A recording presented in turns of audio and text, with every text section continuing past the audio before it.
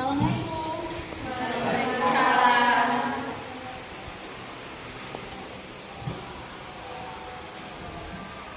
Oke. Apa kabar semuanya? Alhamdulillah luar biasa. Allahu Akbar. Alhamdulillah. Semoga kita semua diberikan kesehatan ya, keberkahan oleh Allah Subhanahu wa taala. Amin amin ya robbal Amin. Siapa yang tidak hadir hari ini? Hadir semua. Hadir semua? Oke, alhamdulillah kalau semuanya hadir. Coba yang di tengah itu bangkunya tolong dirapikan dulu. Nah, ya. Ini tasnya tolong ditaruh di atas meja ya. Oke, semuanya sudah rapi. Ya, sebelum kita mulai pelajaran, alangkah baiknya kita berdoa terlebih dahulu agar pembelajaran kita hari ini diberikan kelancaran, kemudahan dalam memahami apa-apa yang telah kita pelajari hari ini. Baik, tolong ketua kelas Haji, tolong dipimpin doanya. Marilah kawan-kawan, sebelum belajar kita berdoa terlebih dahulu. Berdoa dimulai. Bismillahirrahmanirrahim. Raditu billahi rabban wa bil islami dinan wa bil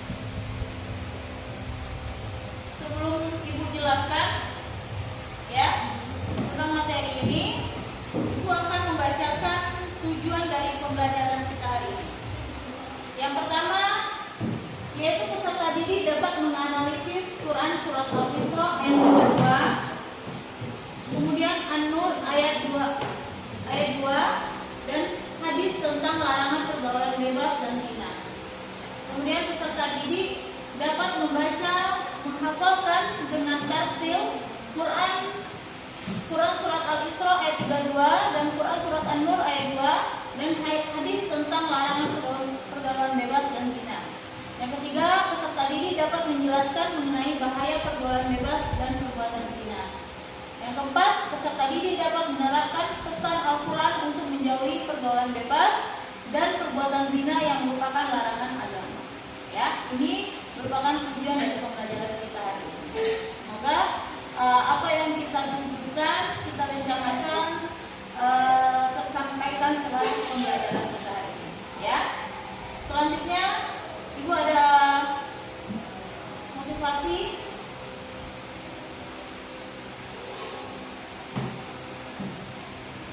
Oke, ada motivasi diri. Yang pertama, motivasinya yaitu dirimu adalah amanah. Jagalah kehormatanmu untuk orang yang benar-benar pantas memilikinya melalui ikatan yang suci. Yang kedua, lingkunganmu adalah cerminanmu. Pilihlah teman yang mendorongmu ke arah kebaikan, bukan ke jurang kesalahan. Ya, semoga motivasi ini ya dapat menjadi motivasi kita semuanya. Oke, selanjutnya zina, ya. Apa itu zina? Ada yang tahu? Zina itu apa? Hubungan seksual yang dilakukan di luar pernikahan yang dilarang oleh agama dan hukum. Oke, ya. Jadi zina itu adalah hubungan seksual, mohon maaf ya, yang dilakukan di luar pernikahan. Ya, karena dilakukannya di luar pernikahan, maka dikatakan zina. Kalau tidak di luar pernikahan atau sudah menikah, itu bukan zina lagi, tapi sudah halal. Ya, yang dilarang oleh agama dan hukum. Hukum melarang zina itu, ya, bukan hanya agama, tapi hukum juga. Ya. Nah, zina ini terdapat dalam Quran surat Al-Isra ayat 32. Ya.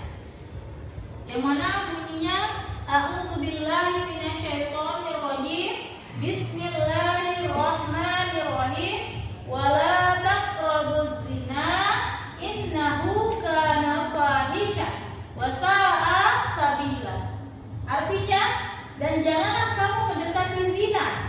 Sesungguhnya zina itu adalah suatu perbuatan yang keji dan suatu jalan yang buruk, ya.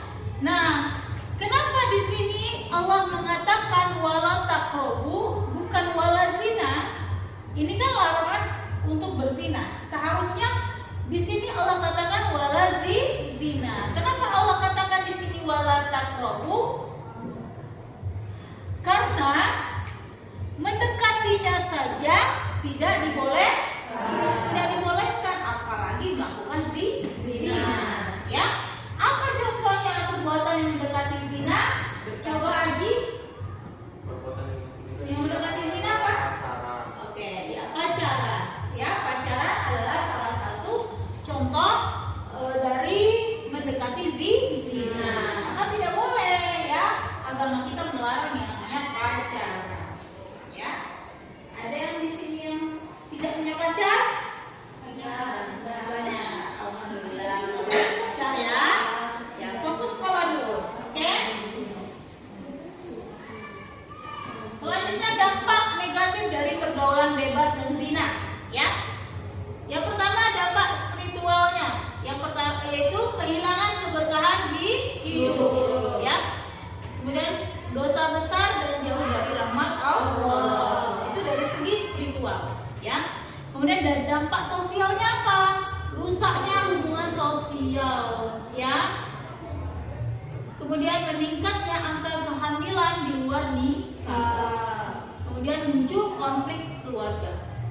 Ya, ini dampak sosial. Kemudian dampak psikologisnya pasti akan merasa bersalah. Oh, kenapa saya melakukan ini? Kan penyesalan itu datangnya belakangan. Kalau di depan namanya pendaftaran. Ya, jadi jangan sampai kita menyesal dulu, ya, Nak, ya. Kemudian apalagi stres, ya, stres terus rendah diri dan bisa terjadi depresi, ya. Tidak sedikit berita, ya, pacar membunuh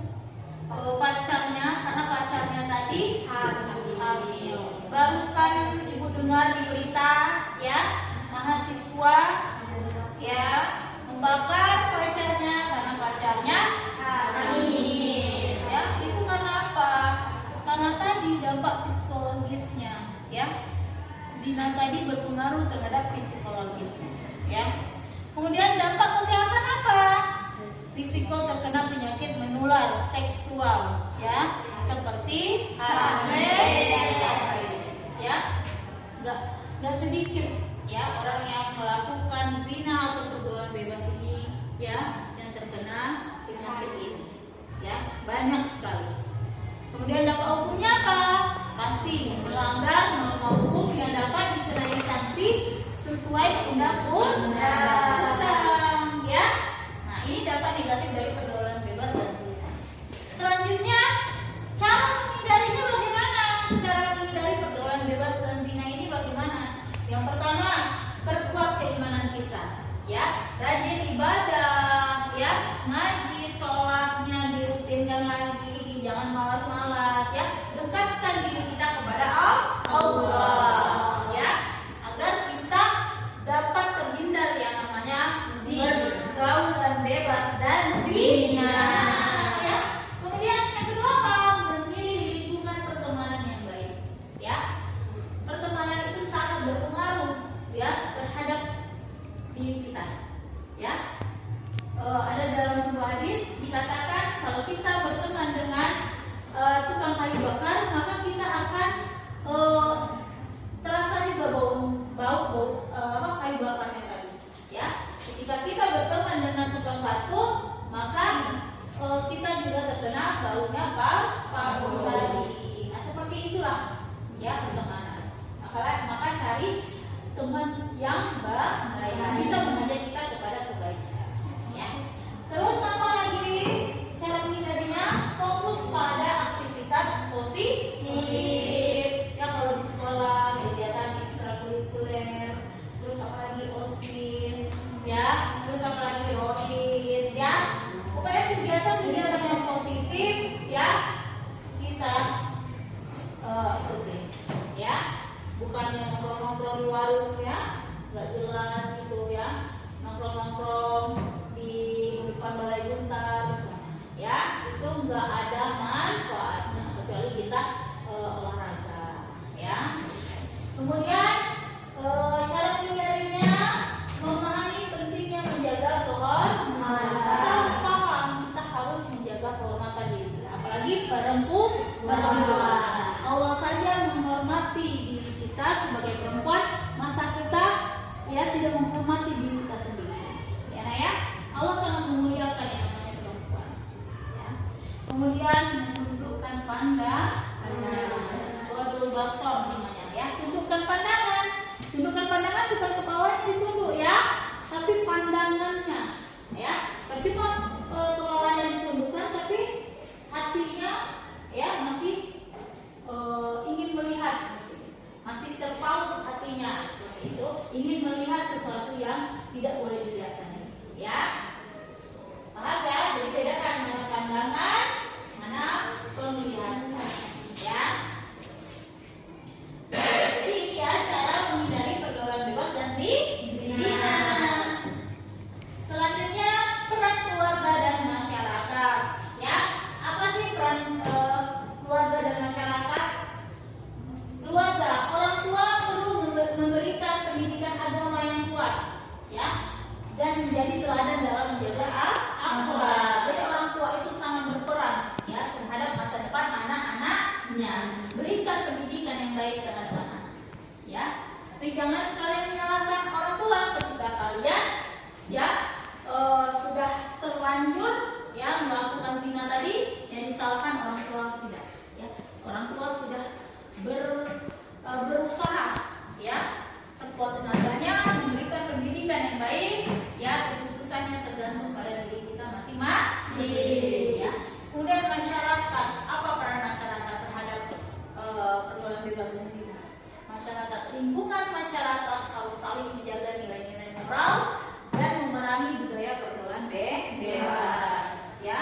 Kalau ada tetangga kita yang mengarang-arang ke zina misalnya, ya, ada misalnya dia selalu memasukkan tamu laki-laki, perlu kita tegur, ya. Nggak bisa tegur pertama, tegur kedua, ya, nggak juga bisa lapor ke Pak RT, ya. Nah, ini peran, semuanya berperan, ya, terhadap masalah ini, ya. Jadi pendidikan dan agama itu sebagai pondasinya, ya nah ya, sebagai pondasinya. Ibarat rumah, ya, tanpa ada pondasi bagaimana rumah itu? Satu terbangun apa enggak? Roboh pastinya, ya. Jadi agama inilah, agama Islam ini yang menjadi pondasi kita, ya, yang memberikan panduan tentang mana yang halal, mana yang haram, serta membentuk karakter yang kuat. Dengan landasan agama, seseorang lebih mampu menahan diri dari godaan. Ya, oke, sampai situ saja. Pertanyaan. Oke, itulah penjelasan dari Ibu.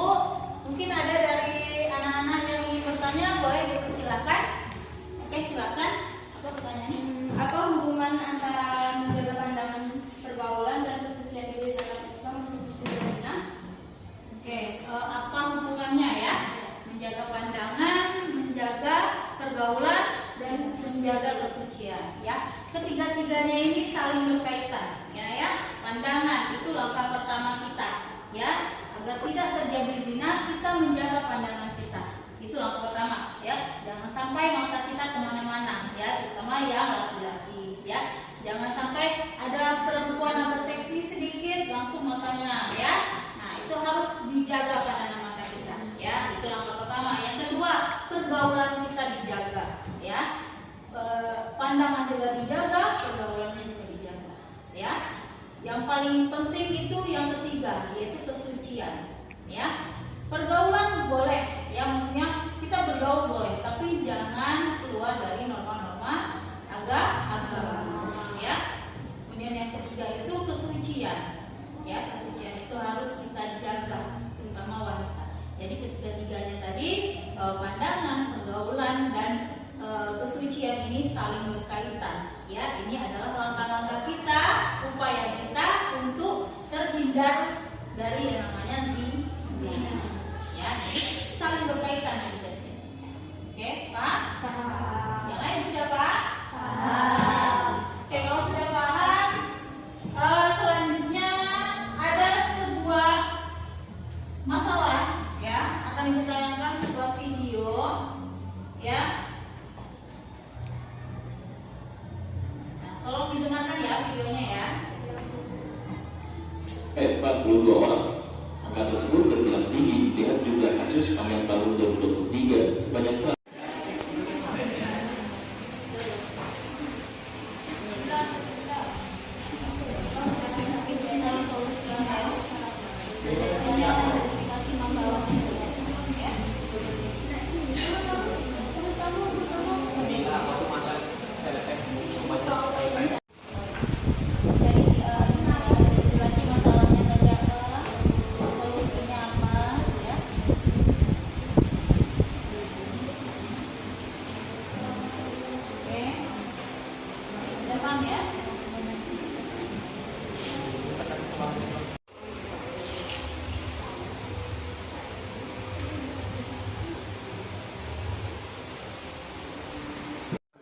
Oke, sudah selesai diskusinya?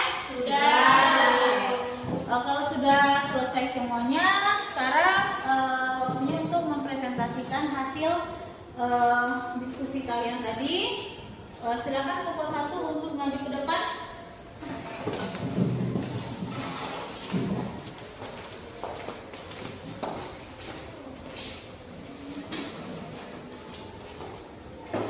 Assalamualaikum warahmatullahi wabarakatuh. Waalaikumsalam warahmatullahi wabarakatuh. Kami dari kelompok 1 ingin mempresentasikan hasil dari diskusi kami tentang video yang Ibu Emma tadi siarkan. Penyebab meningkatnya kasus HIV. 1. Hubungan seksual beresiko. Praktik hubungan seksual tanpa pengaman atau kondom dengan pasangan yang diketahui status HIV-nya. Pergaulan bebas dan berganti-ganti pasangan seksual. Prostitusi hubungan seksual berbayar yang tidak diawasi. 2. Penggunaan narkoba suntik. Penggunaan jarum suntik secara bergantian di kalangan pengguna narkoba meningkatkan risiko penularan HIV. 3. Kurangnya kesadaran dan edukasi. Minimnya pengetahuan tentang cara penularan HIV/AIDS seperti melalui darah,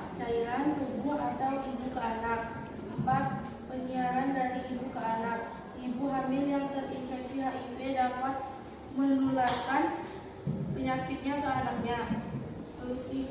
Solusinya satu, edukasi penyuluhan tentang HIV atau AIDS, kampanye pendidikan yang intensif mengenal cara penularan dan pencegahan HIV atau AIDS di sekolah. 2, penggunaan suntik steril, memberikan akses jarum suntik kepada pengguna narkoba. Oke, mungkin ada teman yang lain mau menanggapi? Kelompok lain? Ya, coba. Assalamualaikum warahmatullahi wabarakatuh. Waalaikumsalam warahmatullahi wabarakatuh. Saya perwakilan dari kelompok 3 ingin bertanya, mengapa penting bagi seorang muslim untuk menjaga batasan-batasan dalam pergaulan antara laki-laki dan perempuan? Baiklah, saya akan menjawab pertanyaan dari kelompok 2. Mengapa penting menjaga batasan bagi umat muslim? 1, karena perintah Allah. 2, untuk menjaga kehormatan. 3, menghindari zina dan hal yang menghantarkan pada zina. 4, menjaga kebersihan hati dan pikiran. Itu saja. Apakah kelompok 2 puas? Puas. Oke, sudah paham? Paham. Kalau sudah paham, kita lanjut ke kelompok berikutnya. Silakan ditutup dulu, Mas. Sekian dari kelompok kami. Wassalamualaikum warahmatullahi wabarakatuh.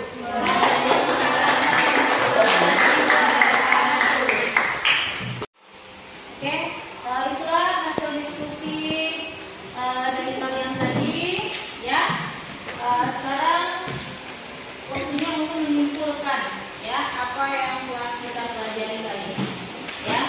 Coba ibu tanya dari kalian siapa yang bisa menyimpulkan materi kita hari ini? Coba, ya, coba Aji. Kesimpulan dari materi hari ini adalah pergaulan bebas dan zina sangat dilarang dalam Islam karena dapat merusak moralitas dan kehormatan diri. Islam mengajarkan untuk menjaga batasan dalam pergaulan dan menempuh jalan yang halal seperti pernikahan untuk menjaga kesucian dan kehidupan yang penuh berkah. Sekian, makasih. Oke, terima kasih Aji. Baik, kesimpulan dari Ibu yang mengenai materi kita hari ini, ya, bahwa pergaulan bebas itu harus kita hindari, ya.